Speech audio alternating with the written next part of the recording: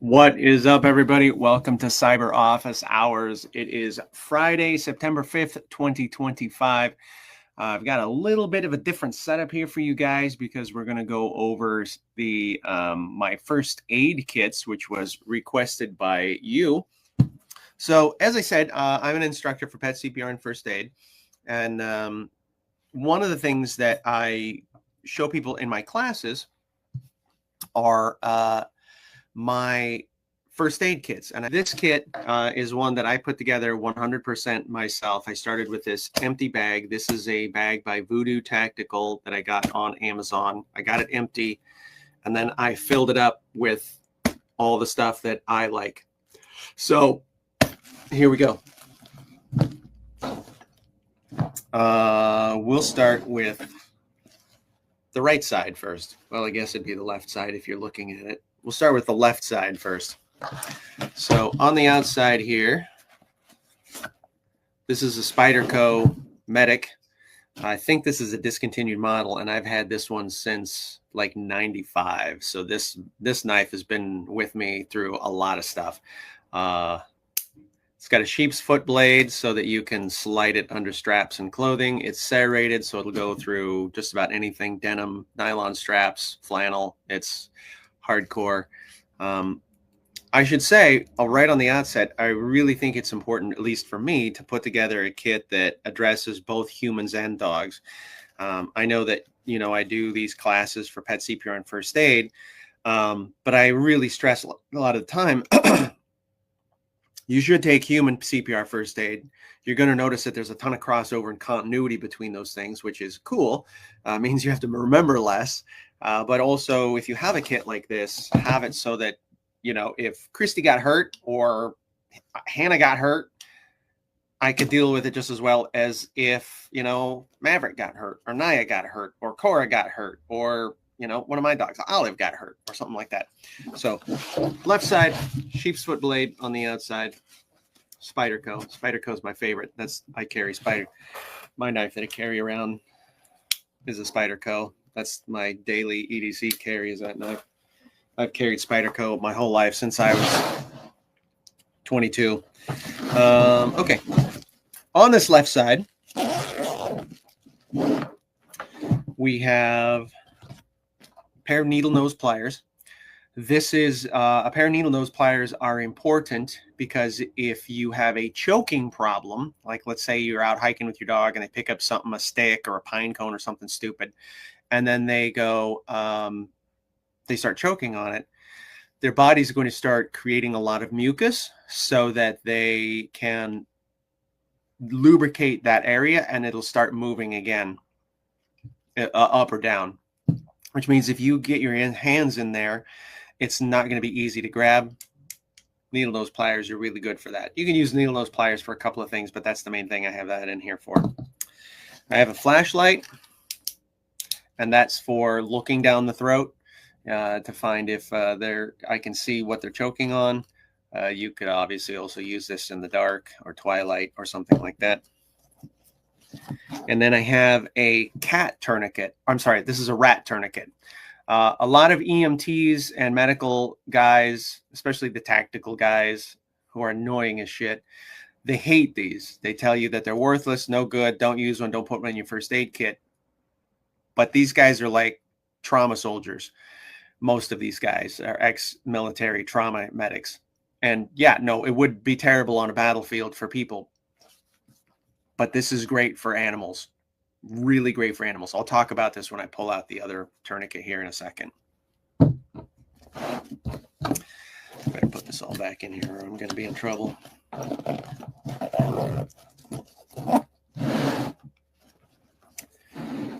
Over on this side, I have the Leatherman Raptor.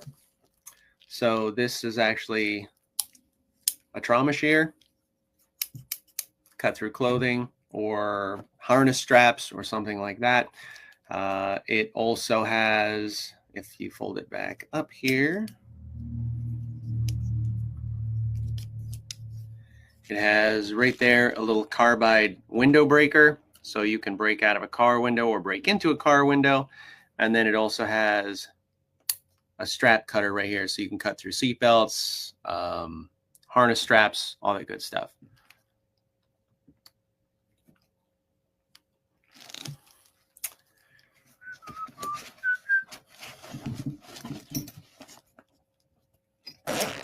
On the right pocket, styptic powder for stopping bleeding, emergency blanket. This is a chemical cold pack, and gloves, vinyl gloves. All good, important stuff. Use the cold pack for chemical burns, for heat burns, for swelling, all sorts of good stuff. Good one to have. And of course, the space blanket you can use for shock, hypothermia.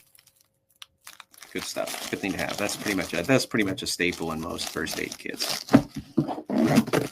Okay.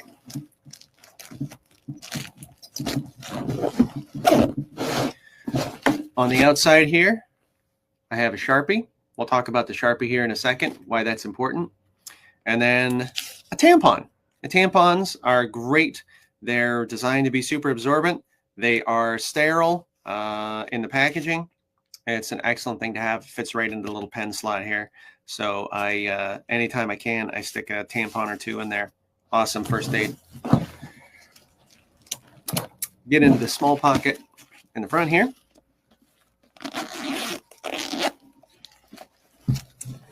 And I have bandage wrap, the self-adhesive bandage wrap, a small roll of it. And then I have a roll of 3-inch gauze here. Another roll of 3-inch gauze, 2-inch gauze, a Slishman pressure wrap. So a Slishman pressure wrap is, think of this as like a light version of a, not really, I wouldn't call it a tourniquet. It's a pressure wrap. Got a little right there. So when you're stopping bleeding, you don't really have to, like, tourniquets are really kind of like the nuclear option. They can do a lot of damage if they're used improperly or left on too long. If you're stopping bleeding, it isn't necessarily that you have to stop the flow of blood to that limb. You really just need to slow it down so that the body can get ahead of it. And so a Slishman pressure wrap is a really flexible, easy, compact way to do that. You can wrap it around a leg or an arm for a dog or a cat even, or a human, and pull it just tight enough to start slowing things down. This won't really work as a tourniquet, but it's pretty good if you've got just a persistent bleeder and you need to put this on. This is also great. You can use this to wrap up a splint, or just put pressure around another bandage that you've already done that's maybe for a big laceration or a puncture or something like that. So there you go. This is a emergency muzzle. I won't get into how to tie an emergency muzzle here. It's essentially about a 4-foot length of felt. And we teach in the classes how to tie emergency muzzles. One of the things that I tell people all the time is that any animal that is in pain or will be moved into pain can and will bite, including your own. So learning how to do an emergency muzzle real quickly on your own dog, or maybe, you know, you found a dog. Maybe there was a dog got hit by a car. You watched it and you grabbed your kit and you ran over to administer first aid. Found a dog maybe fell off a ravine in the woods, and, you know, you're there and you're like, oh my gosh. So those animals are going to be really scared. So learning to tie an emergency muzzle is important. Some popsicle sticks. And tongue depressors for splinting tiny little limbs. You could use this for small legs, fingers, stuff like that. And then I have some poop bags. Now, you should take poop bags with you everywhere you go, obviously, for the picking up dog waste or cat waste, as the case may be. But this is where you pair it with the Sharpie so that you can tag it and bag it. If your dog eats something, for example, gets sick and vomits it up, you want to collect a vomitus sample, date it, label it so that you can take it to the vet with you, as you should, and then they can do a gross examination of the contents and maybe determine what's going on in there. And the same for, you know, sudden diarrhea or something like that, bag it and tag it. Just a good idea. I have safety pins, and the safety pins actually go to Benadryl caplets, which I have to replace. I haven't replaced those yet, but that I actually do liquid gel caplets. Liquid gel works better than the pills because you can pierce it with the safety pin and then squirt it right into your dog or cat's throat. And it's perfectly safe for them. You can use that as an antihistamine, and it's good stuff. Some good old diphenhydramine. And I usually put, the liquid gel packs come in those little blister packs with the foil backing, and I'll just tape this to the back of it so that it's all right together. I can just grab it and get to work. I've got old gift card here. The gift card is for scraping out stingers. You don't want to use tweezers to take stingers out, because typically if a stinger is left in, there's a venom bulb at the end of it. And if you use tweezers to take it out, you're going to express more venom into the wound. So the best way to remove stingers and barbs and things like that is to scrape them out with a credit card or a driver's license, or, you know, this old gift card. It's been dead for years and years and years, but you can just scrape it out against the grain and pull that out without expressing any more venom into the victim, which you don't want to do. I have an emergency whistle. This is a jet scream. This thing is loud as hell. Loud, loud, loud, loud. Tweezers. Collection of Band-Aids just for little boo-boos and ouchies. And a tick key. I believe the tick key is probably the most effective tick remover out there. I know the tick twister and a couple others, but I've used tick keys for years, and I sell them in our studio, and they are phenomenal. They work for all sizes. It's quick, it's easy, it's awesome. These work great, and it's so small. I've got one. I'm honestly probably never more than about 10 steps from a tick key. We have a lot of freaking ticks here. It's disgusting. Triple antibiotic, microfiber towel, and a couple of digital thermometers. I have two because once an animal thermometer, always an animal thermometer. So there's the animal one that goes in the keister. There's the human one that goes in the mouth. And they're labeled on the back independently, you know, so like my human one says oral on it with a Sharpie, so that we don't mix those up. I mean, obviously, if you took a dog or a cat's temperature, you would sterilize it, but you know, let's just not put that in our mouth. All right, into the big pocket. Now into the big pocket here. I have a whole clutch, 4 syringes filled with saline solution. You can use this for irrigating eyes, for irrigating dirty wounds, things like that. This is, I think, just having a good little bit of easily handleable, clean saline water is great for, like I said, several things. Good uses in there. I have another pack. This is just a single sterile pack of a couple of 4-inch rolls and pads. If you know how to use pads and gauze rolls, you probably noticed I have several different sizes of gauze rolls. So you could use these 4-inchers for either a large dog or a human on the leg of the arm. You use the small ones like the 2 and the 3s for like a smaller dog, mid-sized dog, or even like a toy breed or a cat or something like that. If you know how to wrap and apply bandages with gauze and a pad, I think it's a really super skill. And that's one of the things that we do in the first aid classes is we learn to do a good wrap. And so I've got a pack here. This is an Israeli bandage. This is in a sterile package. This is another one kind of like the Slishman. It has a cleat built into it so that you can wrap it really tight and then go back the other direction and secure it. So this would be for if you have a large laceration and you did all of this jazz on it, then you can use this to really lock it down. So it's not really like the Slishman pressure wrap where you use it in a tourniquet style. You could with this, but this is really for going over something big and gnarly. And then I have a cat tourniquet. So this is a real honest to goodness tourniquet like a EMT or a trauma medic might carry. And so I mentioned to you the difference between these two.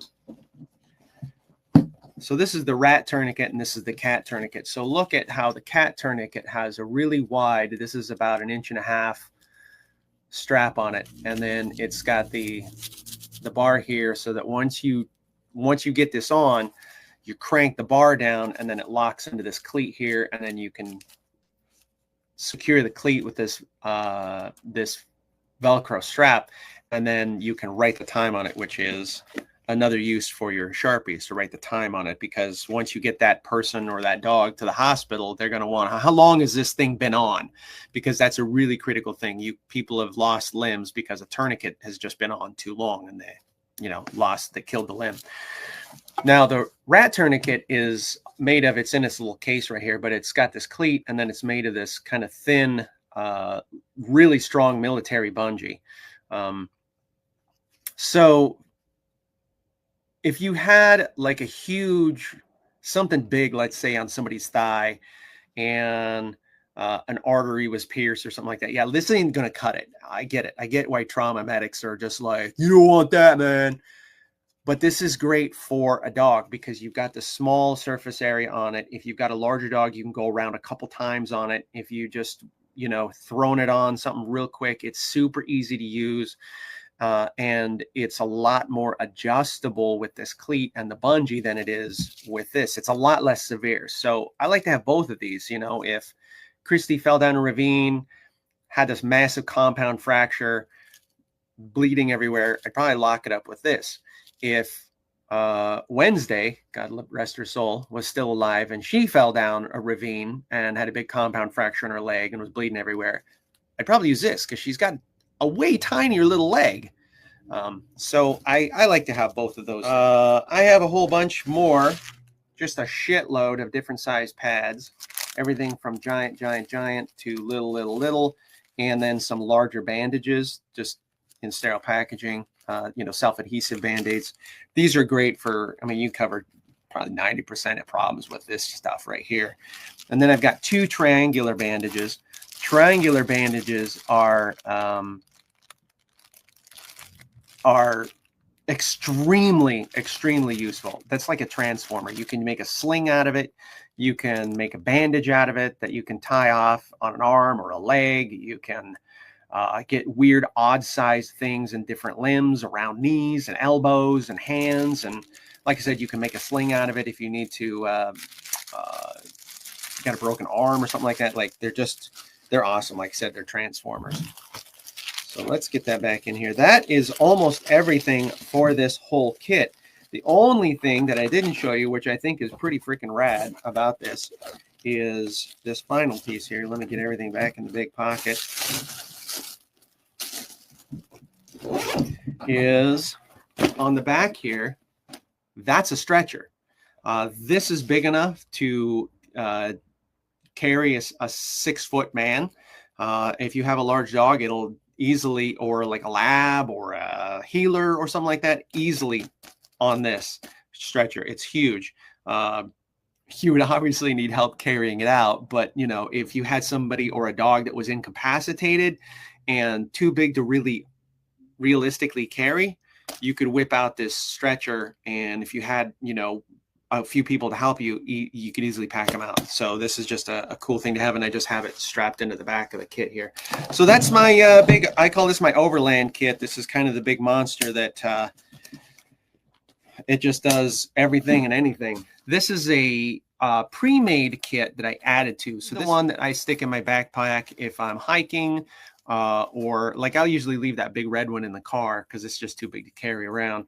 But if I'm hiking, or like I said, when we went urban exploring, anytime Hannah and I have gone doing some innocent mayhem, this is the kit that I take because it's real, it's compact. It fits in my backpack right at the bottom of it.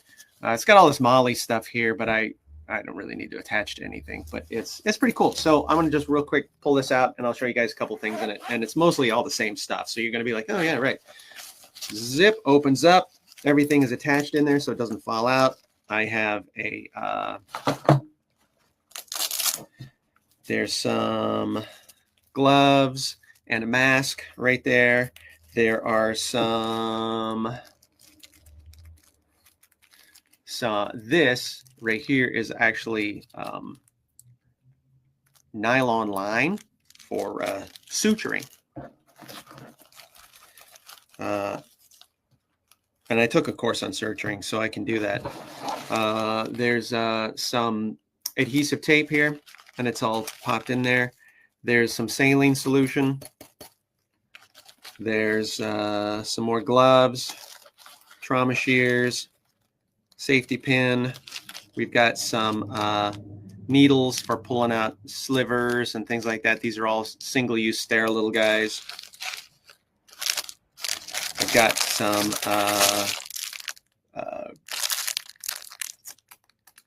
wrap with the C-clips on them, so that you can use that to wrap up. You kind of use this like the Slishman wrap, just go over something, brace something. If you got somebody sprained their ankle or something like that, or you had a big laceration and you bandaged it all up and got it stabilized, and then you just put this on it to just keep everything kind of all together and nice and tight. And then over here there's a Slishman wrap right here. There's some tongue depressors like before. Those are little packages of triple antibiotic, little blister packs. There's some stingies in there. There's some well, that's the stingies. What the heck is this? That's the triple antibiotic. Okay, what's another one? Oh, hydrocortisone. Yeah. Triple antibiotic, hydrocortisone, stingies for bites and stings, a couple of aspirin. There's a tick key in there. There's a triangular bandage. There's a space blanket right there, and it's labeled. It's really cool. There's some bandages, some butterfly strips, some more bandages, so you could use this for just like an ouch pouch. So it's not. I mean, it's got a ton of stuff in it. It's got a ton of stuff in there. It closes up real nice and compact, and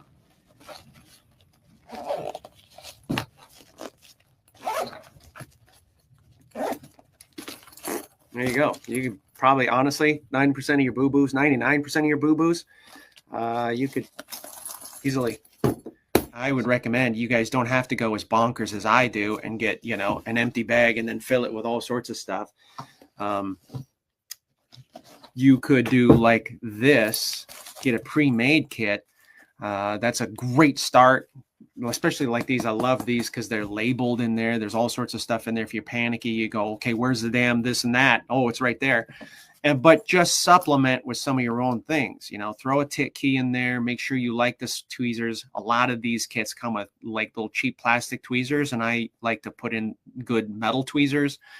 Sometimes they come with cheap little shears, and I like to replace them with a decent set of trauma shears, stuff like that. Throw in some better Band-Aids, triple antibiotic, just little things, maybe some pads and butterfly strips, things like that. So what are the tampons for? Jenny says, so the tampons, because they're so absorbent, there's a couple of things you can use those for. If you had a worst case scenario, if you had a great big gaping puncture, you could stuff that in there, and it'll swell up and cork up the hole, and then you can bandage around it. You can also use them for extra absorbency and a bandage. So one of the ways that we teach wrapping a Band-Aid or not a Band-Aid, a bandage is like, let's say that we have a limb and then it's got a big cut on it. So we put the gauze pads on it with direct pressure first and foremost to try and stop the bleeding or slow it down. If we have to, if that's not working well enough, that's where you would put like a constricting hand or a band on, depending on what limb it is, where you do it. If it's on the arms, you'd on brachial artery under the armpit. If it's on the legs, and the femoral artery in the groin. So either a constricting hand or a band to slow it down if you can. So we've got this pad on it, and then we wrap it up with the gauze wrap. And you don't use all the gauze wrap, because then you knot it and then you stuff the gauze wrap under there for extra absorbency and pressure on the cut.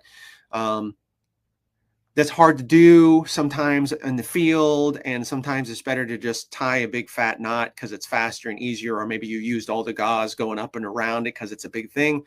You could pull out that tampon and stuff it under the knot, and then you've got that extra pressure and the extra absorbency on it. And then I'd probably go over it with some of that beige wrap or the Slishman wrap or something like that, just to keep it all together. And then, of course, hightail it to the hospital. But it's just a really good absorbent, sterile piece to have. Of course, if you're local, let's get signed up for, I have a pet CPR and first aid class in November. And I'm looking forward to doing that one again. And we got some new stuff that has just been introduced in the curriculum, which I'm pretty excited about. Keep learning and keep practicing. And I will see you next Friday. Take care, guys. Love you.